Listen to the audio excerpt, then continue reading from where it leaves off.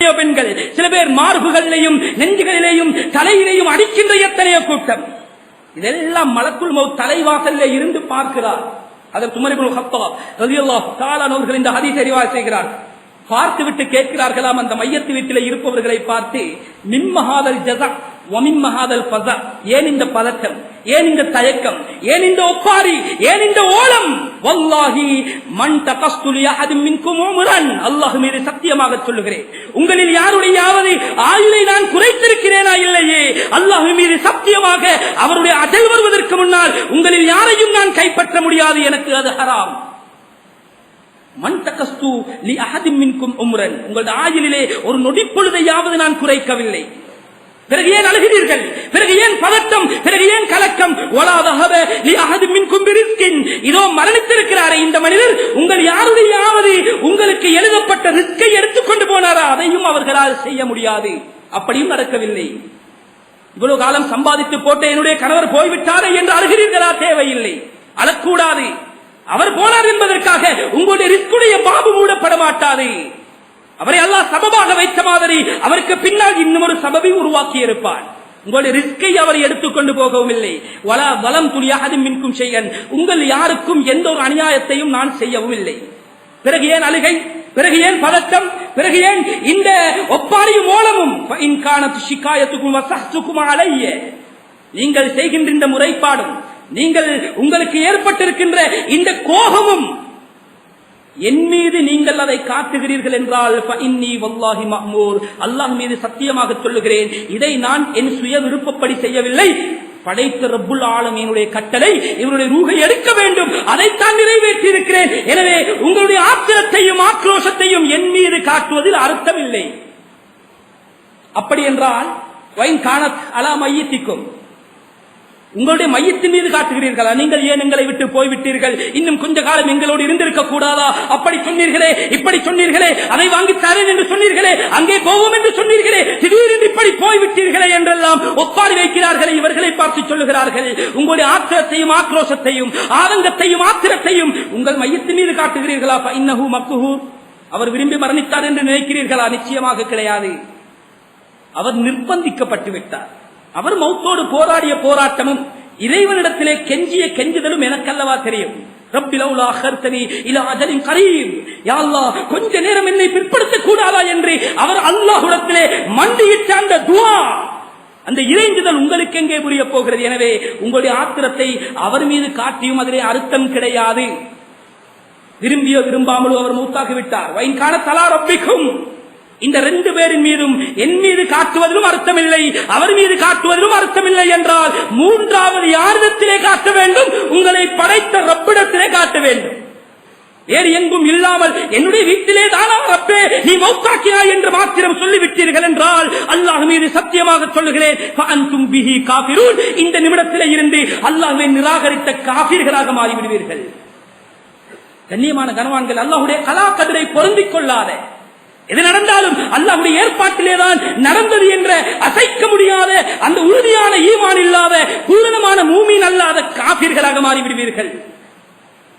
ஜாக்கிரதை என்று ஹஜ்ரத் மலக்குல் மௌத் எச்சரிக்கிறார்கள். சொல்லிவிட்டு சொன்னார்கள், செம்மல் நபி ஸல்லல்லாஹு அலைஹி வஸல்லம், வல்லதி நஃப்ஸி பியதிஹி, என்னுடைய உயிர் ஆத்மா எவன் கைவசம் இருக்கிறதோ அந்த பரிசுத்த ரப்பின் மீது சத்தியமாக சொல்லுகிறேன், லவ் யரவுன மகானஹு வயஸ்மஊன கலாமஹு, அந்த ஜனாதா வீட்டில் இருக்கின்ற உறவினர்களோ அங்கே வந்திருக்கின்ற மனிதர்களோ எல்லோரும் மலக்குல் மௌத் நிற்கின்ற காட்சியையும் அவர் பேசுகின்ற வார்த்தையையும் பார்த்து கேட்டார்கள் என்று சொன்னார்கள் நாயகம் ஸல்லல்லாஹு அலைஹி வஸல்லம், லதஹலு அன் மையிதிஹிம், அந்த மையத்தை அடக்கம் செய்ய வேண்டுமே, அதை குளிப்பாட்ட வேண்டுமே, அதை தொழுகை நடத்த வேண்டுமே என்பதை அடியோடு மறந்துவிட்டு வலபக்கவ் அலா அன்ஃபுஸிஹிம், தங்களுடைய கடைசி முடிவை நினைத்து நினைத்து அழ ஆரம்பித்து விடுவார்கள் என்று சத்தியமிட்டு சொன்னார்கள் ஹஜ்ரத் நாயகம் ஸல்லல்லாஹு அலைஹி வஸல்லம் அவர்கள்.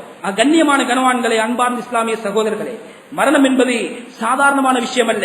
சொல்லிவிட்டு மலக்குல் மௌத் சொல்லுகிறார்களா, அல்லாஹ் மீது சத்தியமாக சொல்லுகிறேன், நீங்கள் என்னை ஏசினாலும் சரி, நீங்கள் என்னை பேசினாலும் சரி, என்னை விரட்டினாலும் சரி, இன்னலி ஔதத்தும் பிக்கும் பாத ஔதா ஹத்தா லா உபுக்கிய அஹதம் மின்கும், நீங்கள் எவ்வளவுதான் என்னை ஏசி பேசினாலும், எவ்வளவுதான் ஆத்திரம் தீர கொட்டி தீர்த்தாலும், திரும்ப திரும்ப இந்த வீட்டுக்கு நான் வந்து கொண்டே இருப்பேன். இந்த வீட்டிலே ஒருவரையும் உயிரோடு வைக்காமல் இருக்கும் காலம் வரைக்கும் திரும்ப திரும்ப வருவேன்.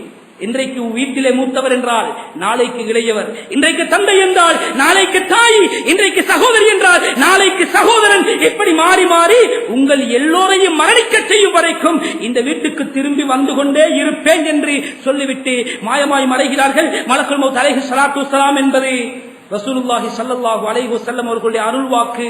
எனவே கண்ணியமான கணவான்களே, அந்த கட்டம் நிச்சயமாக சத்தியமாக எங்கள் ஒவ்வொருவருக்கும் வர இருக்கிறது. வந்த பிறகு எங்களை கொண்டு போய் அந்த பயங்கரமான கபரிலே வைத்து விடுவார்கள். அந்த கபரை யாரும் விரும்பின மாதிரி விசாலமாக்க முடியாது. அந்த கபரை யாரும் விரும்பின மாதிரி வெளிச்சமாக்க முடியாது. உலகத்திலே உயிரோடு வாழுகின்ற பொழுது கட்டி இருக்கின்ற வீடு அழகாக கட்டி இருக்கிறோம். கூரையிலே ஒரு தொங்கலிலே ஓட்டை விழுந்து விட்டது. அது வீட்டுக்குள்ளே சமையலறை பகுதியிலே ஏதோ ஒரு ஒழுகை தண்ணீரை கொட்டுகிறது, ஒழுகிக் கொண்டிருக்கிறது என்றால் அதை கூட தாங்க முடியாமல் ஒன்றோ நாம் அந்த கூரைக்கு ஏறுகிறோம், அல்லது யாராவது ஒரு கை கூலியாளை கொண்டு வந்து ஏற்றுகிறோம். அந்த ஒரு சொட்டு தண்ணீர் வடிவதை கூட பார்த்து சகிக்க முடியாத எங்களுக்கு பச்சை மண்ணிலே கொண்டு போய் வளர்த்தாட்டிய பிறகு அந்த கபருக்குள்ளே விழுகின்ற ஓட்டைகளின் மூலமாக வருகின்ற சேற்று தண்ணீரை இல்லாமல் ஆக்குவதற்கு யார் வருவார்கள்? திடீரென்று மின்சாரம் துண்டிக்கப்பட்டது. வீட்டுக்குள்ளே குழந்தைகள் அல்லோடு கல்லோலம். திடீரென்று நடந்தது. ஒளி பெருக்குவதற்கு ஒரு விளக்கும் கிடையாது, ஒரு எமர்ஜென்சி லைட்டும் கிடையாது. எவ்வளவு பதறுகிறோம், வெளிச்சம் வரும் வரைக்கும் எவ்வளவு துடிக்கிறோம். ஏதோ ஒன்றை செய்து உலகத்தில் வெளிச்சம் கொண்டு வரலாம். ஆனால் அந்த கபரை ஒளிமயமாக்க வேண்டுமா? அல் குர்ஆனை அதிகம் ஓதுங்கள். அந்த கபரு விசாலமாக வேண்டுமா? அதிகம் தஹஜ்ஜத் தொழுங்கள். கண்ணியமான கனவான்களே, அன்பார்ந்த இஸ்லாமிய சகோதரர்களே, ஹஜ்ரத் உமர் இப்னு அப்துல் அசீஸ் ரஹ்மத்துல்லாஹி அலைஹி அவர்கள் ஒரு நாள் தங்களுடைய சஹாக்களை அழைத்துக் கொண்டு கபிரிஸ்தானை நோக்கி செல்கிறார்கள். கடைசியாக சொல்லி முடித்துக் கொள்கிறேன். கபிரிஸ்தானை நோக்கி சென்றால் நண்பர்களை பார்த்து கேட்கிறார்கள், இந்த கபரி என்னோடு பேசுகிறது உங்களுக்கு புரிகிறதா? சொன்னார்கள், எங்களுக்கு புரிவதில்லை அமீருல் முஃமினீனே. அப்படி என்றால் உங்களுக்கு நான் புரிய வைக்கட்டுமா? ஆம், புரிய வையுங்கள். ஒன்றோ கபரு நேரடியாக பேசி இருக்கலாம், அல்லது அவர்கள் கபரு பேசக்கூடிய ஆட்கள் கொடுத்திருந்தால் இப்படித்தான் பேசி இருக்கும் என்று கற்பனையில் சொல்லி இருக்கலாம். சொன்னார்கள், இந்த கபரு சொல்லுகிறது, உமர் இப்னு அப்துல் அசீஸே, என்னோடு வருபவர்களோடு நான் மோசமானவர்களோடு எப்படி நடந்து கொள்கிறேன் என்று உனக்கு தெரியுமா? முதலாவது நான் செய்கின்ற வேலை என்ன தெரியுமா? ஃபர்ரக்துல் அக்ஃபான், அவர்களை சுற்றி இருக்கின்ற வெள்ளை பிடவை இருக்கிறதே, அந்த கஃன் துணியை விட்டும் அவர்களுடைய பொடியை தனியாக நிர்வாணப்படுத்துவேன். வமஸக்துல் அப்தான், அதற்கு பிறகு நிர்வாணமாக்கப்பட்ட அந்த உடம்பை அப்படியே பீஸ் பீஸாக நான் ஆக்கி விடுவேன். புஜம் புஜமாக, முளம் முளமாக, மூட்டு மூட்டாக, குறுக்கு குறுக்காக அதனை உடைத்து தூள் தூளாக்கி விடுவேன். துண்டு துண்டாக கிழித்து விடுவேன். சொல்லிவிட்டு சும்மா பக்கா உமர் இப்னு அப்துல் அசீஸ் சத்தமிட்டு ஏங்கி ஏங்கி அழுதார்கள். அழுதுவிட்டு சொன்னார்கள், அலா இன்ன துன்யா பகாஉஹா கலீல், அறிந்து கொள்ளுங்கள், இந்த உலக வாழ்க்கை இருக்கிறது சிற்றும் சிறியது, மிக மிக குறைந்தது, அற்பமானது, சொற்பமானது. வஅஸீஸுஹா ஸலீல், இன்று இந்த உலகத்தில் யாரெல்லாம் தாம்பீகமான வாழ்க்கை வாழுகிறார்களோ, என்னை போன்று உலகத்தில் யாரும் கிடையாது என்று மார்தட்டி வாழ்கிறார்களோ, நான் தான் கண்ணியமானவன் என்று மமதையோடு வாழ்கிறார்களோ, கபருக்குள்ளே சென்றால் இவனை போன்ற கேவலமானவன் யாரும் இருக்க மாட்டார்கள். உலகத்துடைய ஆபாசங்களினால் தன்னை கண்ணியப்படுத்திக் கொள்கிறேன் என்று நினைப்பவன் கபருக்குள்ளே மிக கேவலமானவனாக இருப்பான்.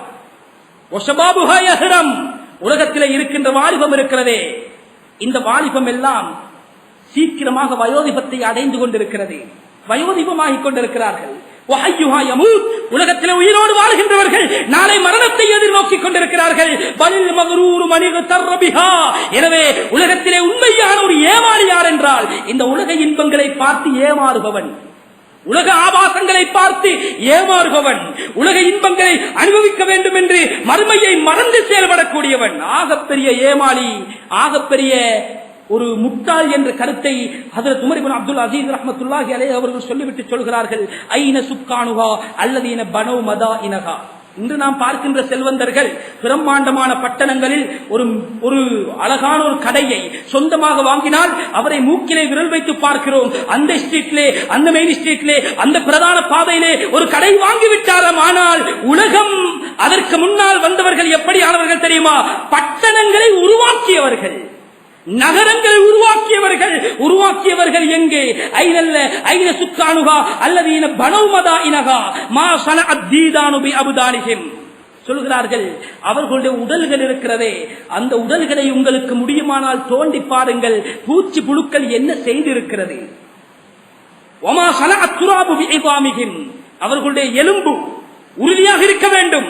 உறுதியாக இருக்க வேண்டும் என்பதற்கு வகை வகையான சாப்பாடுகள், எத்தனையோ பயிற்சிகள் செய்து அதை பாதுகாத்த எலும்புகள் இருக்கிறது. அந்த எலும்புகளை மண் என்ன பாடுபடுத்தி இருக்கிறது என்று முடியுமானால் தோண்டி பாருங்கள்.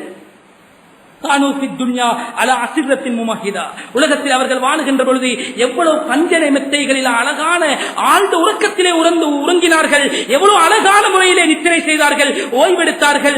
இன்று அவர்களுடைய நிலையை பாருங்கள். இப்பொழுது பாருங்கள், அவர்கள் அடக்கம் செய்யப்பட்டிருக்கின்ற கபர் எவ்வளவு நெருக்கமாக இருக்கிறது, எவ்வளவு ஒடுக்கமாக இருக்கிறது, எவ்வளவு அடக்கமாக இருக்கிறது. அது மாத்திரமல்ல, அவரை அடக்கி இருக்கின்ற கபரே நெருக்கம். அவருக்கு பக்கத்தில் அடக்கி இருக்கின்ற கபருக்கும் அந்த கபருக்கும் எவ்வளவு நெருக்கம் இருக்கிறது என்று பாருங்கள். கண்ணியமான கனவான்களே, அன்பார்ந்த இஸ்லாமிய சகோதரர்களே, பட்டணங்களில் வாழ்பவர்களாக இருந்தாலும் மலையக பகுதிகளில் அல்லது கிராம பகுதிகளில் பெரும் பெரும் பங்களா வைத்திருப்பார்கள். ஏன்? வருடத்திலே விடுமுறையை அங்கே அழகாக கழிக்க வேண்டும், விசாலமாக கழிக்க வேண்டும், உல்லாசமாக கழிக்க வேண்டும் என்று போட்டி போட்டு பாடுபட்டவர்களுடைய கபறுகள் எவ்வளவு நெருக்கமானது, அதற்கும் அடுத்த கபருக்கும் எவ்வளவு இறுக்கம் இருக்கிறது என்று பாருங்கள். சல்குமானில் அல்சினா அல்லத்தி கானோபிகாயத்தை கல்லமூன். எத்தனையோ பெரும் பெரும் வார்த்தைகள் பேசி பெருமை அடித்தவர்களுடைய நாக்கு, அந்த நாக்குக்கு என்ன நடந்திருக்கிறது தோண்டி பாருங்கள். அல்லத்தி கானோபிகாய லத்தாத்தியம் குருன். அவர்கள் இந்த கண்மாணிக்கம் எதை பார்க்க வேண்டாம் என்று அல்லாஹ் உலகத்திலே தடுத்திருந்தானோ அந்த அசிங்கமான காட்சிகளை இன்பத்தோடு பார்த்து கழித்த அந்த கண் மாணிக்கம் இருக்கிறது. அந்த கண்ணுக்கு என்ன நடந்திருக்கிறது தோண்டி பாருங்கள். எவ்வளவு ஆபாசமான அசிங்கமான காட்சிகள். உள்ளங்களில் கை வைத்து சிந்தித்து பாருங்கள். இந்த ஜும்மாவுடைய மஸ்ஜிதுக்குள்ளே கையடக்க தொலைபேசிக்குள்ளே எவ்வளவு அசிங்கங்கள் வைத்திருக்கிறோம். போதா குறைக்கு நண்பர்களிடத்திலே காட்டி அவர்களையும் பாவத்திலே தூண்டுகின்றவர்கள் எத்தனை பேர் இருக்கிறோம். சிரித்து சிரித்து மகிழ்ந்து பார்த்த இந்த கண்களால் பாவங்களை அனாச்சாரங்களை பார்த்த அந்த கண்ணுக்கு என்ன நடந்திருக்கிறது தோண்டி பாருங்கள். மிருதுவான அவர்களுடைய தோல், அழகான அவர்களுடைய முகம், அதை அழகுபடுத்துவதற்காக வேண்டிய எத்துணை வகை வகையான கிரீம்கள், எத்துணை அழகான ஆடம்பர பொருட்கள், எத்துணை அலங்கார கடைகளுக்கு போய் எத்துணை லட்சம் செலவழித்து அழகுபடுத்திய அந்த முகங்கள், இதை புழுக்களும் பூச்சிகளும் என்ன பாடுபடுத்தி இருக்கிறது என்று கொஞ்சம் தோண்டி பாருங்கள். கண்ணியமான கனவான்களே, அன்பார்ந்த இஸ்லாமிய சகோதரர்களே, சொல்லிவிட்டு சொல்கிறார்கள், வல்லாஹி மா தவ்வதுஹும் ஃபுருஷா. அல்லாஹ் மீது சத்தியமாக சொல்லுகிறேன், அங்கே போடுகின்ற அந்த மையத்து படுப்பதற்கு யாரும் பஞ்சனை மெத்தை விரிப்பது கிடையாது. மையத்தை கொண்டு போகின்ற பாய், சுந்தூக்கிலே போகின்ற அந்த பாயையும் எடுத்து பள்ளியிலே வைத்து விடுவார்கள். பச்சை மண்ணிலே வளர்க்காட்டப்படுவார்கள். அவர்கள் சாய்ந்து கொள்வதற்காக வேண்டி சில பேருக்கு பழக்கம், ஒரு தலகாணியிலே தலை வைத்தால் தூக்கம் போகாது, 2 தலையணை இல்லை என்றால் தூக்கம் வராது. இவர்களுக்கு யாரும் தலையணை அங்கு வைப்பது கிடையாது. பச்சை மண்கட்டி எடுத்து அதை அப்படியே ஒரு குழி பிடித்து அதை அல்லவா தலையணையாக வைப்பார்கள். அந்த நிலைமையை கொஞ்சம் சிந்தித்து சீர்தூக்கி பார்க்க வேண்டாமா? அனை சூஃபி மனாதில் ஹல்வா. உலகத்தில் அவர்களுடைய பொழுதை போக்க எத்துணை உறவினர்கள், எத்துணை நண்பர்கள், எத்துணை குடும்பத்தினர்கள், எத்துணை கோத்திரங்கள். ஆனால் இன்று தனிமையிலே பூச்சி புழுக்களோடு உரண்டு கொண்டிருக்கிறார்கள் அல்லவா? அலை செல்லைது ஒன்னஹார் அலைஹிம் சவா. இரவும் பகல்களும் அவர்களை பொறுத்த வரைக்கும் ரெண்டுமே சமனே. இரவு எது பகல் எது என்று தெரியாது. இரவும் இருட்டு பகலும் இருட்டு, ஒட்டுமொத்தமாக இருட்டுக்குள்ளே உருண்டு புரண்டு கொண்டிருக்கிறார்கள். அது மாத்திரமல்ல, அந்த இருட்டை வெளிச்சமாக்க விரும்புகிறார்கள், அந்த நெருக்கத்தை விசாலமாக்க விரும்புகிறார்கள். ஆனால் அமல், அவர்களுக்கும் அமலுக்கும் மத்தியிலே திரை போடப்பட்டு விட்டது. தொழுதாலும் செல்லுபடியாகாது, விக்ரி செய்தாலும் ஏற்றுக்கொள்ளப்பட மாட்டாது. அவர்களுடைய அஜல் முடிந்து விட்டது. எந்த பெண்களோடு இவர்கள் அன்பு வைத்திருந்தார்களோ, பாசம் வைத்திருந்தார்களோ, யாரோ எல்லாம் அவர்களை கல்யாணம் முடித்திருப்பார்கள். எந்த குழந்தைகள் என்னுடைய குழந்தை என்று லட்சக்கணக்கான ரூபாய்கள் செலவழித்து பராமரித்தோமோ, அந்த குழந்தை தாயும் இன்னும் ஒரு கல்யாணம் முடித்து தகப்பனும் வேறத்தன் வந்த பிறகு அவர்களிடத்திலே வாழ பிடிக்காமல் அங்கும் இங்கும் பாதைகளிலே அலைந்து திரிவதை நீ பார்க்கவில்லையா? வீட்டிலே மூத்த தலை மௌத்தாகி போனால் குடும்பங்கள் இலகுவாக சாதாரணமாக சிதறண்டு போகுவதை நீர் பார்க்கவில்லையா என்றெல்லாம் அதற்கு உமர் இப்னு அப்துல் அசீஸ் இடத்திலே கபரு சொல்லுகிறது என்று ரஹ்மத்துல்லாஹி அலைஹி அவர்கள் சொல்லி காட்டுகிறார்கள். சும்ம பக்கா, ஏங்கி ஏங்கி அழுகிறார்கள், தாடி நனைகிறது, அழுதுவிட்டு அந்த மண்ணறையை அதிர்கின்ற அளவுக்கு